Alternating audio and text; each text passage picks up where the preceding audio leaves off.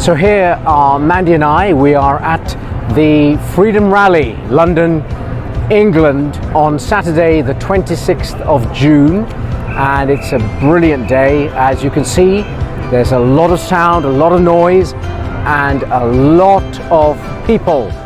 So why are we here? We are here because we want to stand with all the citizens of Great Britain for freedom. We believe it is the right of every British citizen to have the choice over their lives, that we should have freedom to work and to freely associate, to share our views, to share our beliefs, and importantly, we should be able to go to school. Our children need their education, and we need to be back at work. We need to stop this destruction of the British economy and of people's lives. We need an end to the suicides and the anorexia and the heartache and the misery, the mental health problems and the depression that have been caused by the lockdowns. And we want freedom, we want exposure, and we want the voice of the people to be heard. So that's why we're here today, to peacefully express our views. There are literally thousands and thousands of people.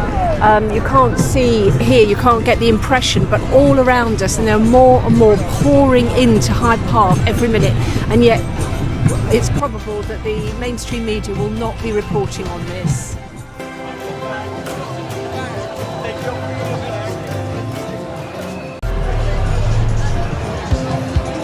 So there's a vast crowd here, people of all shapes and sizes and beliefs, and folk are here for different reasons, but ultimately it's because people want freedom. They want an end to the lies. They want an end to being dominated and controlled. That's what this lockdown protest is all about.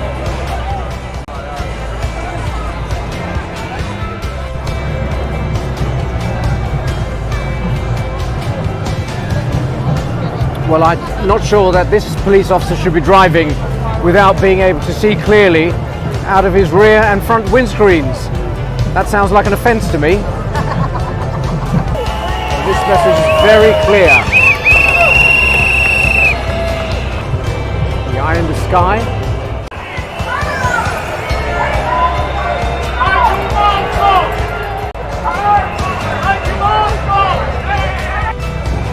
Well, I have to say, I've never walked in the centre of Regent Street, in the road, in all my years. And I wouldn't normally do this, of course, but we're doing it here for a good cause. And we're doing it within the law, as are perhaps millions and millions of other people. Now, here's a test. Here is a test.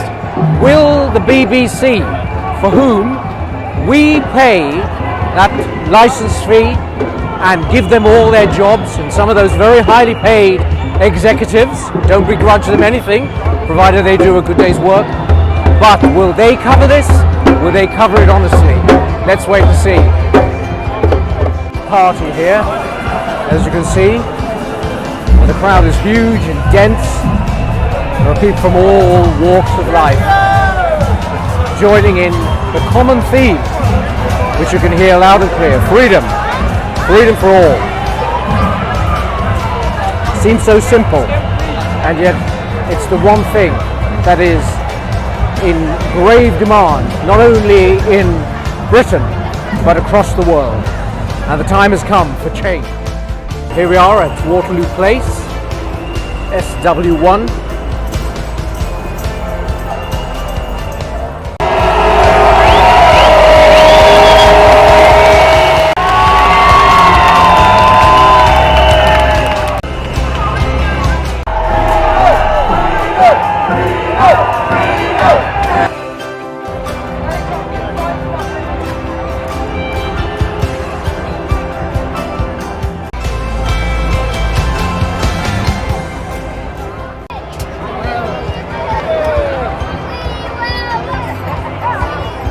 Here we are at Trafalgar Square. This is a nation that has stood for freedom for centuries, and we must do the same again.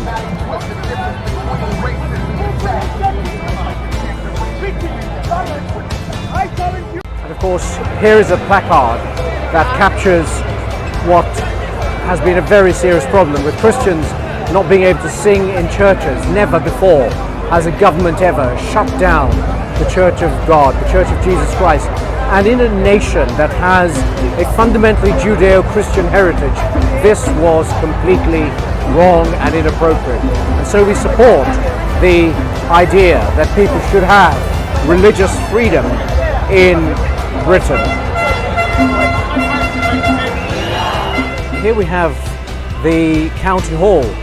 This is where I started my working life, that grand building, and that's where I started a career in housing, first working in a slum clearance area in North Kensington, and then of course moving on to many different places, both in London and in the Shire districts, seeking really to bring a sense of hope into those situations which had for so long been neglected by the authorities. Sadly, that's what we see today. The problem about government of all types, of any political party in this country, elsewhere, is that unless people truly respect the interests and values of the people who appointed them and elected them, unless they see that they are there to serve them and not the other way around, that it's government for the people, by the people, then there will always be the problems such as the ones we're experiencing today. So our hope and aspiration, and indeed our prayer, is that things will indeed change, so that we see a radical change in our world. I believe it can happen by both obviously an act of the will and by a determined effort, by faith, and ultimately as a follower of Jesus Christ, I believe it happens by the intervention of God. It's what I call revival amongst believers, awakening in the nation, and reformation right across the land. Let's hope and pray that's what we see.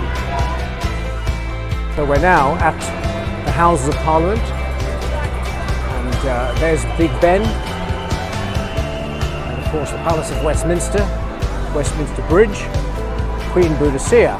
Wanted, Parliament, crimes committed, misconduct and malfeasance in public office, infringement of our human rights, lockdown deaths.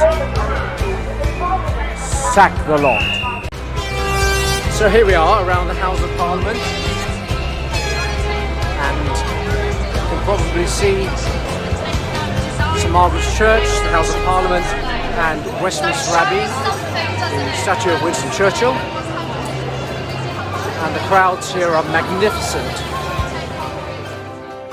This is your democratic right, and I ask every one of you across the country, use your right before it's taken away. Extraordinary scenes as vast numbers, in excess of 1 million people, dominate the landscape of London, calling for justice, freedom, for truth. Now I'm just outside Dean's Yard and St Stephen's Gate, of course, the great Westminster Abbey, centre of worship in the centre of this nation for so many years, but sadly so much of organised religion is apostate. We need a turn back to God. We need a restoration.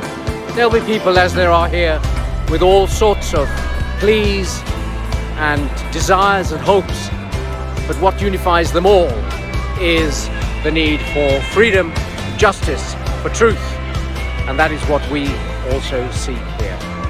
So, in front of Westminster Abbey, thanks for those of you who have joined us, and let's hope and pray and believe that there will indeed be a change here in this nation, this amazing nation, that we will indeed be one nation under God.